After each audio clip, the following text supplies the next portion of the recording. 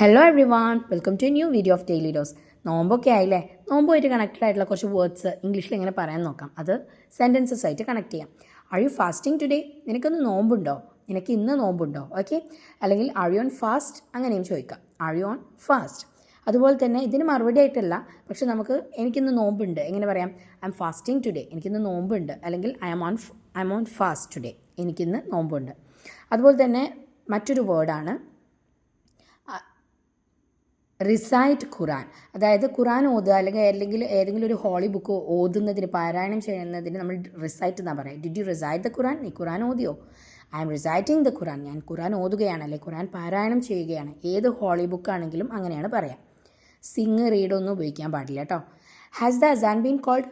Bank കൊടുത്തോ? അസാൻ എന്ന് പറഞ്ഞാൽ ബാങ്ക്. ശരിക്കും ഒരു അറബിക് വേർഡാണ്, പക്ഷേ ഇംഗ്ലീഷിൽ വേറെ വേർഡില്ല.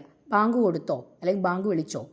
അതുപോലെ തന്നെ ദ അസാൻ ഹാസ് ബീൻ കോൾഡ്, ബാങ്ക് കൊടുത്തു അല്ലെങ്കിൽ ബാങ്ക് വിളിച്ചു, അങ്ങനെ പറയാം.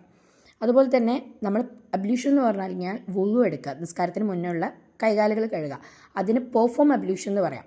വുളു എടുക്കുക. Did you perform ablution? Do you have ablution? നീ വുളു എടുത്തോ അല്ലെങ്കിൽ നിനക്ക് വുളു ഉണ്ടോ? Do you know time of 5 obligatory prayers? നിനക്ക് 5 നിർബന്ധ നമസ്കാരങ്ങളുടെ സമയം അറിയുമോ? ഒബ്ലിഗേറ്ററി പ്രേയേഴ്സ് എന്ന് പറഞ്ഞാൽ നിർബന്ധ നമസ്കാരങ്ങൾ.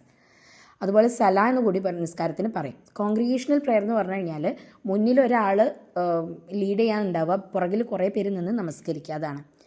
ഇൻഫോർമേറ്റീവ് ആണെങ്കിൽ മറ്റുള്ളവരിലേക്ക് ഷെയർ ചെയ്യുക.